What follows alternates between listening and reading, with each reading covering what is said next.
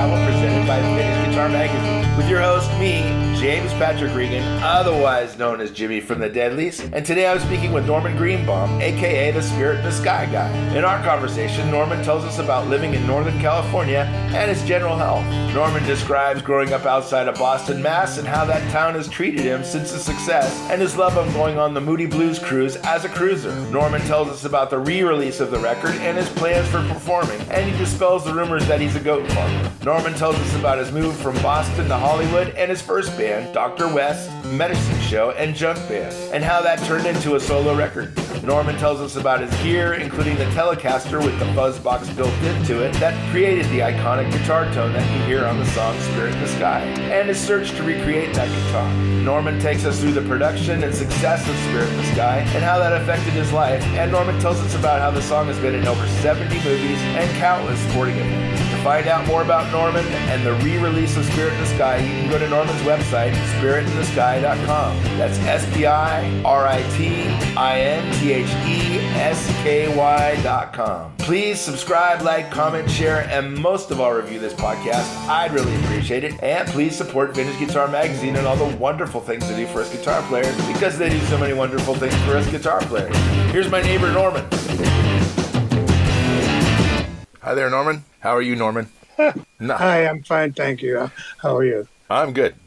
So are you in Petaluma right now? No, I live about 25 miles north. Okay. So near Cloverdale, or? I'm in Santa Rosa, it's called. Oh, of course. Santa Rosa. How long have you lived in Santa Rosa? 45 years. Oh, wow. That's a long time. Time's added up for me, yeah. And how's everything going for you? How's your health? I'm doing okay for my age. Things are catching up, you know. Yeah. So I got this thing called vertigo. Oh, yeah, of course. Yeah, it's hard to get rid of. Yeah. Comes and goes, but I don't like it. No. Are you a swimmer at all? No. I don't know. I've had it on and off for years. Right now it's sort of okay, so I don't like to complain too much. I'm very glad to be able to look at you, you know. Yeah, exactly. You know? Let me ask you this. So you grew up in the Boston area? Yes, I did, yeah. A city called Malden. Okay. Well, I can remember seeing the sign for Malden on the T, on the subway there. Oh, okay, yeah. Malden's been nice to me. They put up a 3-story mural on a building downtown. Oh, wow. They got a grant from the government. Okay. And got someone to design it and paint it and put it up. It's quite nice, yeah. So I went back for the ribbon cutting a few years ago. Uh-huh. It was fun being back home, and some of my schoolmates were still with us. Oh, very good. Yeah. I'm glad to hear that. It was a good one. I actually kind of didn't recognize them, but it didn't take long to put it all together. Yeah, it's weird going home after so many years away. Yeah. And so you went back for the mural, but do you get back every once in a while, all the time, or just? No, every once in a while. This time we're going back in August. Uh-huh. And we're doing that, and we're going on a cruise from there up to Canada. Okay. And clear, just a pleasure cruise, or is it a music cruise? No, it's one of those rock and roll cruises we go on every year. Very good. With the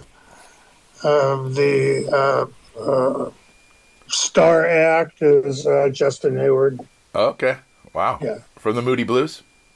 Yes. Yeah, very good. He's been doing this cruise for years. Uh-huh. So it's called On the Blue Cruise. Okay. Yeah. Very good. Lots of acts that are good from the past. Yeah. And we'd like to go on it. Sure. Yeah. And do you carry a band with you, or is there like a house band that? Oh, well, I'm not performing. I'm just there because I want to hang out. Oh, very good. That's great. Yeah. That's great. Yeah. So we've been on a bunch of cruises, but I've never done that one from Boston to Canada, so it'll be different. Usually they go from Miami down. Yeah. And that's boring already. Do you perform still or not at all? Well, I do. Actually, I sing a couple songs with one of the cover bands. Okay.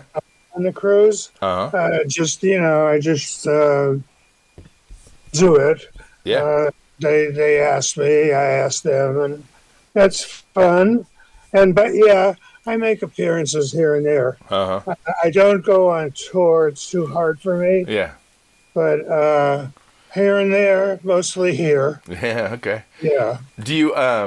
Do you do any of the Casey Turner stuff that like at the Hot Monks or the house concerts or anything like that? Oh yeah, we know him. No, I haven't. Okay. I've asked. Not yet. Anyway. Not yet. Very good. Piece of the record again. Oh yeah, exactly. And everything, but we like him a lot. Yeah. Mm-hmm. Oh yeah, of course. Who couldn't? You can't not like him. Yeah. He lived near the other hot monk up in the Spasspool. Yeah. That one's closer. Yeah. Yep. Exactly. Yeah. Where are you located? I'm in Napa. Oh, okay. Right down the street from you. We're neighbors. Yeah, exactly. Yeah. Pretty much. Yeah. The grape apple belt.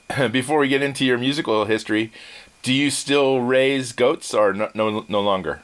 Well, that is a kind of a weird story. Okay. I was married. I'm not married to her anymore. Okay. She wanted goats. Okay. We had moved from West Hollywood up to Marin and then Petaluma to record with Eric Jacobson. Okay. And that was the whole thing about doing Spirit of Sky. Sure. And so we got a house up in Petaluma, which we liked very much as town. And she wanted goats. So after the song did well, we bought another house. And she says, I want to raise goats. And she did. Now, I lived there. Oh, okay. It's a weird way to put it. I was a musician. Sure. I was on tour and everything. Yeah. I didn't raise the goats. Okay. When I was there, I helped. Yeah. But I don't know. In all these interviews, it got twisted around. On one especially, and from some people in L.A. who like believe some of that things they read. And one of them, said, I was a goat farmer who decided to become a musician who happened to write Spirit in the Sky, which became a hit. And he made money, and he went back to being a goat farmer. Is not correct. Yep. Well, I'm glad we set the record straight. Yeah. I mean, what's the big difference of, many musicians have hobbies. Yes. And their wives take care of business on the ranch while they go on the road. Yep. It's not extraordinary, but I wasn't the main person who did that. Okay. Although many pictures were taken there because it was cool. Mm-hmm. How many acres did you have when you were in Petaluma? 7. Oh, it's a reasonable an amount that you can actually take care of. Oh yeah, it was good for all the animals, and it was an old chicken ranch. Okay. And it had those long buildings. Yep. That had chickens in, so it was easy to break them up into parts. Mm-hmm. Not a part, but so all the animals had a house. Yeah. And they paid good rent. I was doing good. Yeah. They were valuable. Oh yeah, exactly. Yeah, and now it's it's probably worth millions. Oh, if we only had stayed there. And that's a town that's changed unbelievably. You know that. Well, so is Napa. Yeah. Wow. Yeah. Were you at Bottle Rock? I was at Bottle Rock, as a matter of fact. I was just doing interviews. I've played Bottle Rock a few years, but not this year. Oh, okay. With a band? Yeah, with a band. Would I know it? No. Oh, we're okay. just, we're a surf band called the Deadlies. Okay. Yeah. So let me get back into your history. So, when did you start playing guitar in Massachusetts? I started in high school. Okay. Yeah. And I liked music. Uh-huh. First, I wanted to be a DJ, actually. Okay. But that wasn't going to work out. I started, I started playing in my house, of course. Yeah. And I started writing songs. I was good at it. Mm-hmm. I found I was good at it. Sure. And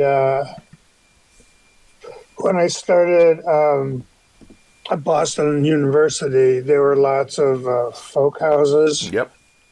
In Boston, and musicians act. There was sort of like a college circuit. Yep. And so people would play the college circuit. At that time, colleges were very important for the music scene. Yeah. And so I started playing there. Uh-huh. And also seeing people come in from the college tour. And so I really got into folk music. Yeah. But I knew that I didn't exactly want to write folk songs. Uh-huh.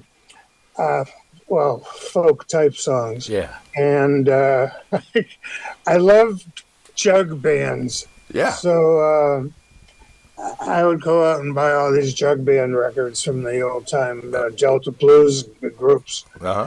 And I got, these are great songs. And I said, I kind of like to do that. I don't know if I can do it here. So I kind of got bored with college. Uh-huh. And I had friends from school that had moved to Hollywood. And so I moved to Hollywood in 65. Oh, wow. Yeah. Well, it was Hollywood, so, we start hanging out, start meeting people just like that. And I was able to put together a band which we call Dr. West's Medicine Show and Junk Band. Uh-huh. And we were weird enough to get signed. I don't know how good we were. I mean, it was our first attempt. Yeah. We're okay.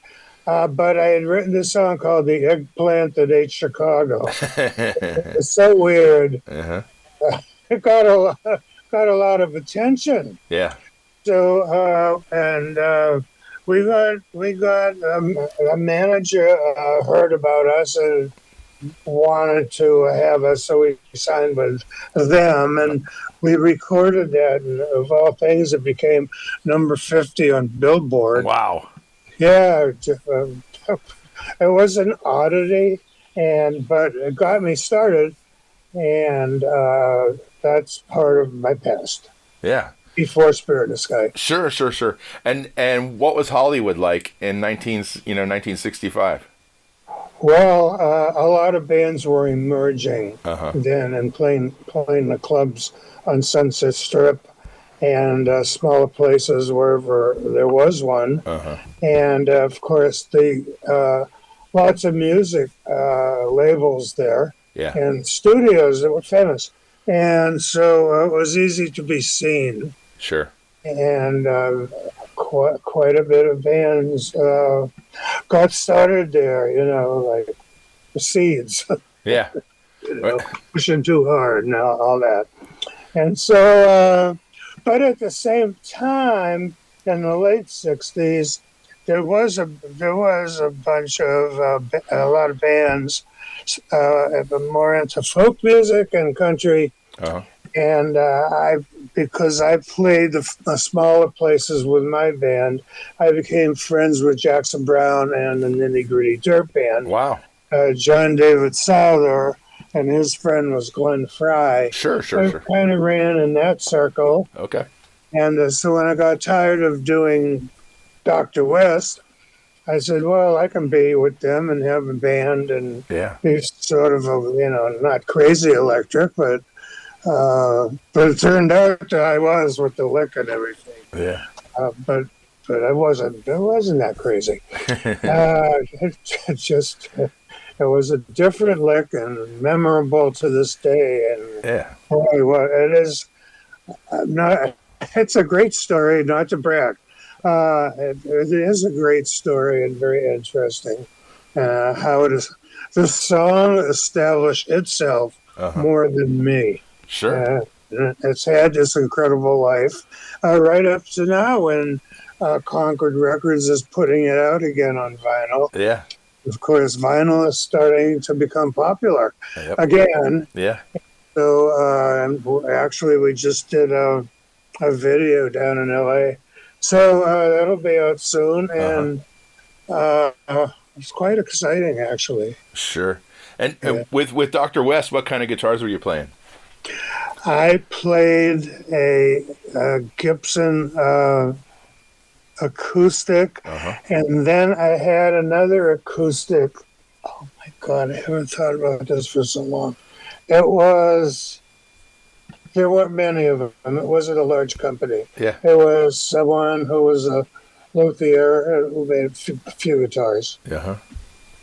I still have that one. Okay. Yeah.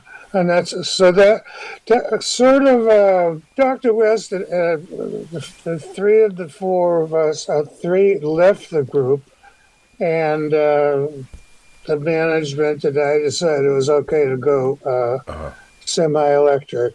And so we had a drummer with a kit, and a real bass player, and a singer and a violinist. Yeah. And a new a new Christie Minstrels. And we went on tour, and we were doing pretty good, but we had internal problems.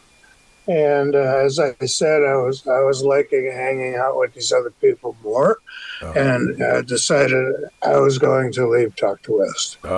How did you get your solo record deal? Oh, well, with one of the bands that I had put together and going out, not with a band name as me as a solo and a band. We were playing at the Troubadour, and after the show, someone came up to the dressing room and said, I'm Eric Jacobson. I'm a producer. And I've produced all the Loving Spoonful records, which were all hits. Yeah. And I just happened to be in town and thought I'd drop by the Troubadour, see what was happening. And he says, I liked everything about you. I liked your voice. I like the songs a lot. I'd like to sign you. I'm up in San Francisco now, and I have a production deal with Warner's. And so we started working together. And that's how that happened. Yeah. And what guitar were you playing at that point? Oh, at that time I had a Fender Telecaster. That Telecaster Custom? Yeah. Yeah. And did you so you played guitar on Spirit on the Sky? Spirit in the Sky. I played the fuzz tone riff. Okay. And how'd you played that guitar without it? Yeah. Yeah. And I played acoustic guitar on songs also. Sure. And just for for historical reasons, what'd you do to achieve that fuzz tone sound? It's pretty iconic. Yeah. The guitar player in the band playing at the Troubadour where Eric saw us was a kind of an electronic whiz. Oh, okay. Who said, we need a fuzz box, but I can build a small device and put it inside the body of the Telecaster with a switch. Yeah. And when you want to use it, just turn it on. And that started the whole thing. And I don't know, it was just this incredible, just this incredible little gizmo Sure. that rang out quite differently than the pedals. Sure. I don't know. It had a different sound. Yeah. Kind of hard to explain, but of course that made the record, or one of the two reasons, and of course the other were the lyrics. But that sound and everybody, and when we recorded it in San Francisco, when it was finished, we said, some of these songs are good, but this one is just great. Yeah. Yeah. And this sound was never ever recorded like that before. Yeah. And we knew we had something. So it was interesting, how everything got to that point. I was real happy. Oh, of course. And do you still have that Telecaster? Unfortunately, not. No. We won't go into that. Okay. Well. But he left the band, of course. I had to ditch the band because Eric wanted me as a single. Yeah. And he disappeared, but some people knew where he was, and then unfortunately he passed away a little bit early in his life. And that's the guitar player? We were never able to replicate it again. Yeah. And one of the reasons is no one can do it. The digital fuzz tone can't do it. Yeah. That's the guitar player is Russell? No, he played lead guitar. Oh, okay. Okay. And I played the fuzz. The fuzz guitar, yeah. Yeah, we've tried over the years to find people who could find the parts that somehow could put it together. Well, of course, they don't make the parts anymore. No. Yeah, which that's life. And so we kind of give, every couple of years ago, we got to find someone that can do this. Sure. And we've tried it a bunch of times, but have been unlucky. Yeah. On the other hand, no one else can do it, so yeah. I am the one. Yeah, I'm surprised Leo Kwan didn't try to figure something out. I don't know. Yeah. So how did Russell achieve the guitar part where it cuts in and out and kind of like fades or moves down the neck, or the strings loosen up? Yeah, it just did it with his knob. Oh, okay.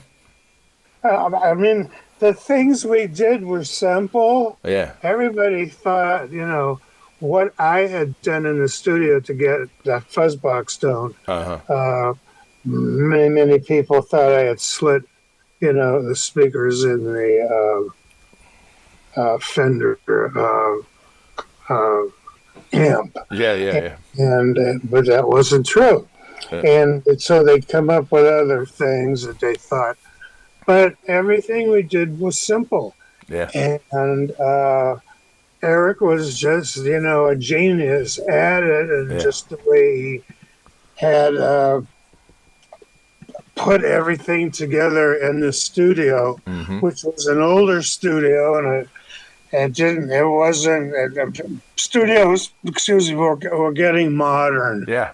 And this one wasn't too modern. Well, it had that big recorder, that was this tall and had tape that was an inch. And, if you wanted a splice, you needed a razor blade. Yes, exactly. Yeah, exactly. And no Pro Tools back then. But he, the microphones that he used were, on the older types. Yeah, old tube and ribbon microphones. Yeah. Yeah. But it worked great. Sure. And we got this great sound, and he said, this is going to sound good in cars. Yeah. And which it did, because of all the email I've gotten over the years, it's been, when I hear that on the car, I got to pull over. Things like that. Or I play it every day in the car. Or I had this radio station.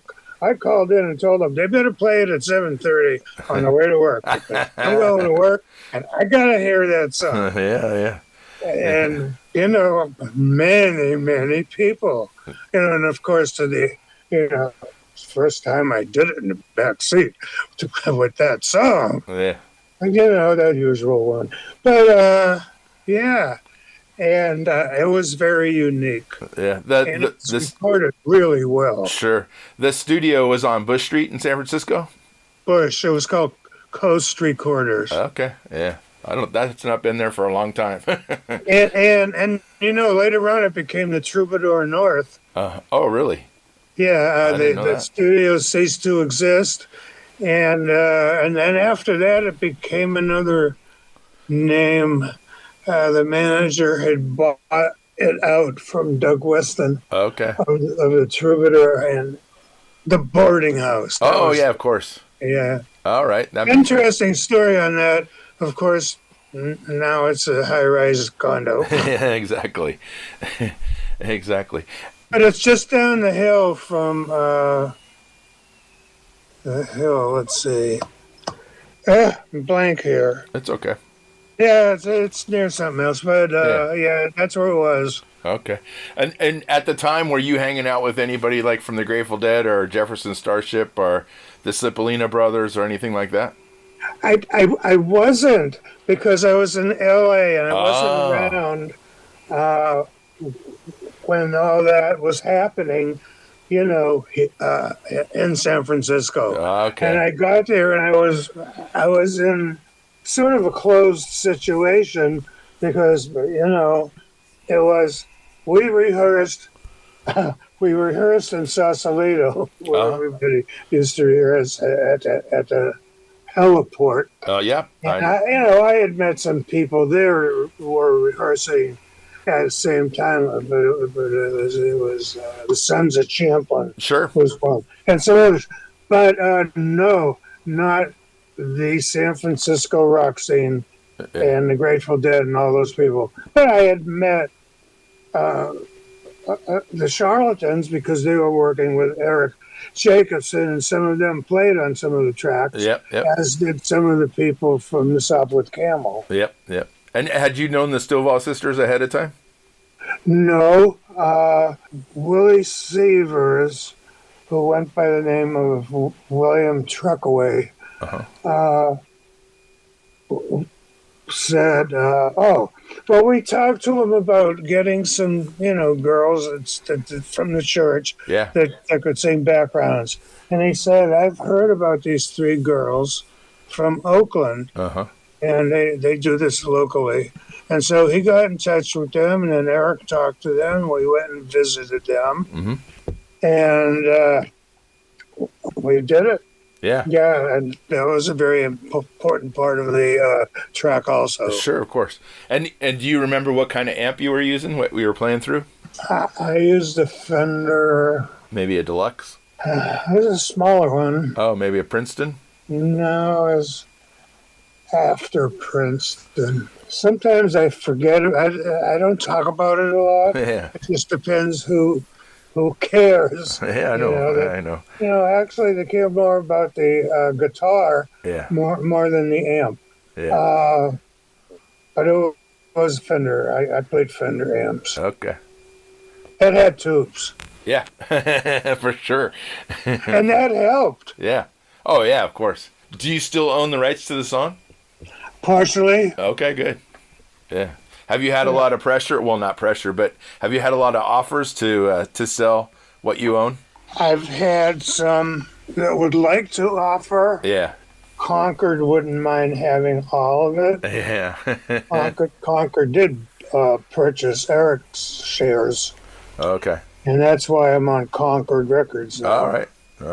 But no, I felt it was going so good that there wasn't enough money involved that I thought it was a good thing for me to do. Sure. And it was a good choice because, in this last 5 years, it's been an amazing run of it being used. Yeah.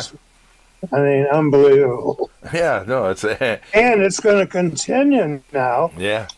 With the album coming out again with a brand new video. Yep. And I'm talking to you, Exactly. and I wouldn't have otherwise, which I'm enjoying. And yeah, so I do, and it's going okay. It's Yeah. good. Have you? And they're happy with it. They're happy working with me. We get along really well, which is Sure. really nice. Nice, yeah. Have you ever had to have a day job? Yes. Oh. At around 1980, Uh-huh. after a bunch of years as a one-hit wonder, playing every club on earth in California, Yeah. up and down the state, it got tedious. Yeah. Yeah, and so I knew someone that had a restaurant, and he says, "Want to learn how to be a cook?" Oh, wow. Not hard. Yeah. And so, basically it was sandwiches, burgers, hot Sure. dog. Yeah. It was in Katati. Oh, really? Yeah. I'm right there in And- downtown Katati? Yeah, Okay. yeah. Interesting place back in that time. Sure. And everything was connected to the college. Yeah. Sonoma State. Yeah. And I did that, and then I got another job at a high scale restaurant, Okay. and really learned how to cook under the head chef. Sure. And then all of a sudden, there weren't many royalties. I actually had to do it. Yeah. And I was getting by. I don't know what I was going to do with myself. I get a phone call from Eric. He says, they've put this song in a movie. Uh-huh. And right after that, Doctor and the Medics came out with a cover version in England. Okay. And it became number one. Wow. And here I was, number one twice in England. Yep. And UK and Europe. Not here. They didn't do well here. Yeah. But it started a whole slew of things happening. And at that time, the old soundtracks for movies were dull. Yeah. And they might have had a song or two, but it was mostly background music. Yeah. So there's this song that's interesting. Yeah. And it gets into Apollo 13. Yeah. And like people saying, whoa, this is so cool. Yeah. And people that's bitching, Yeah. And there it went. I mean, and it's never stopped since. Yeah. And So, did that allow you to quit your day job? yes. Very good. Very But good. yeah, it started this role, and it's really unbelievable. Yeah. I hate to brag about it. I like to just tell the story, Sure. and it just has become, and tons of, dozens of movies. Yeah. It's over 70 already, Wow. including documentaries and whatever. And then it's been in, over 30 television commercials. Wow. And, parts of it have been on TV shows and stuff. Yeah. And, and sports. Yeah. Don't forget about sports. Yeah, of course. Because the Fuzz box run is great for Yes. for sport. Yeah. So the sports stations and everything, the sports has used it quite a bit. Yeah. Yeah. So and it's still happening, and some of the movies were big ones. Yep. Oh, yeah, for sure. Some of the commercials were huge. Yep. Yep. And some I liked, and some were just what they did. Yeah. But I've enjoyed some of the commercials a lot. and just some of the movies that had it just in great places.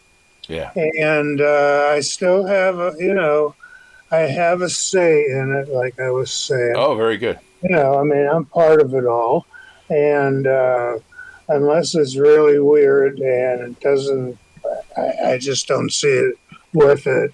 Yeah.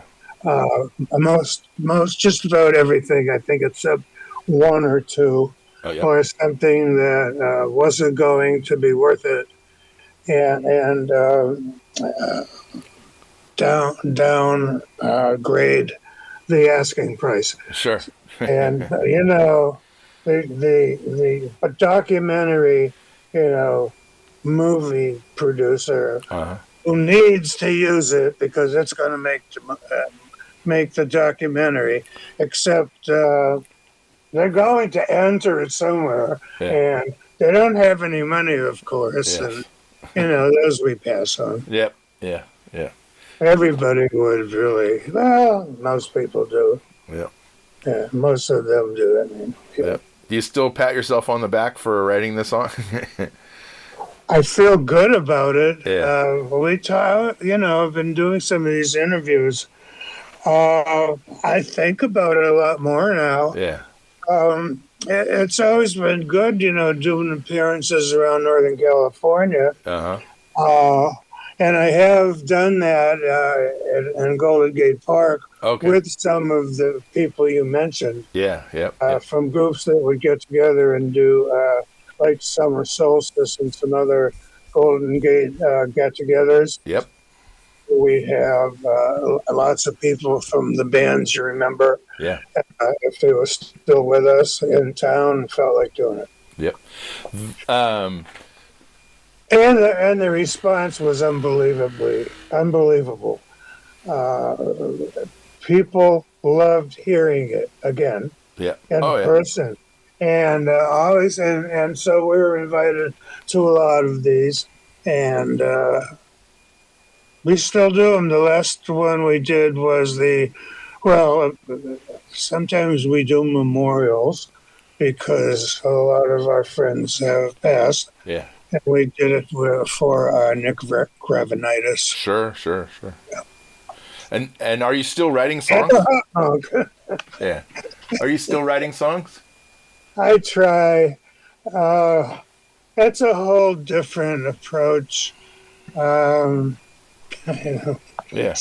It's hard. When you get older, I've talked to people that have been doing it a long time. They have a much harder time, and they rest on their laurels as groups that have taken time off and come back with a new audience that really likes it likes it again.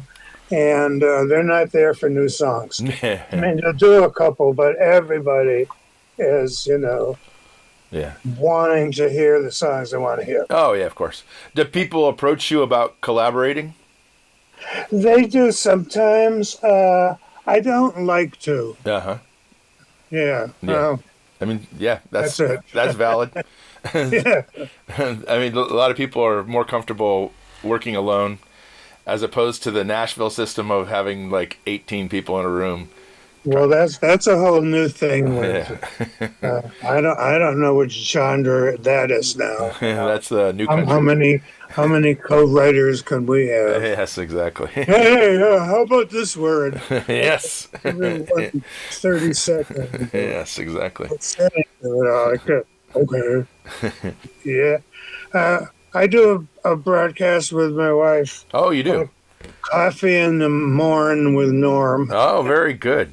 And we play, we drink coffee and gab, and we play one of my songs and talk about who was on it. Yeah. What like this, where did it come from, and was any of it true, or just made it up, and all that, and gab some more, and talk about stuff. We just were in the the Petaluma Butter and Eggs Parade again. Oh, yeah. And this time we got a blue ribbon for being a vintage car. We have a friend, and he has a 1977 Lincoln Continental. Wow. But he chopped the top. Oh, wow. And now it's a convertible. Oh, man. It makes it great for parades. Yeah, of course. And that's always a good one to do in Petaluma. Oh, yeah. And, of course, when I was there after and around Petaluma after Spirit of the Sky, I did an acoustic album called Petaluma. Oh, okay. Yeah. And that has songs about living on the farm and Petaluma and things like that. Sure. And yeah, we still love Petaluma. Oh, yeah, of course. We go to the Mystic Theater all the time. Oh, yeah. And let me ask you this: do you have any vintage guitars, or do you have a guitar collection? I don't. I have an older, which would be not my Telecaster. And it's about 20 years old. Okay. I still have the acoustic that I can't remember who made it. And I have a Martin, 25 years old. Okay. I have an odd instrument from the Azores, handmade. Oh, wow. 12-string, but it's the tuning's totally different. It's 3 strings, 2, 2, 2. Oh, wow. And it has different tuning, different ways to play it. And it's quite a. I bought it for $25. I gave it to someone to fix who fixed guitars. It disappeared on me. Oh, no. I figured he found out it was worth something. Yeah. And 42 years later, he sends me an email and says, "I'm finished with it." You were dead or something. And so I got it. It's quite an instrument, and that's what I have. Yeah. And you don't want to tell me the story of how you lost your original Telecaster? No, it hurts. Okay. All right. Well, thanks, Norman. Well, thank you for having me. Yeah, my pleasure.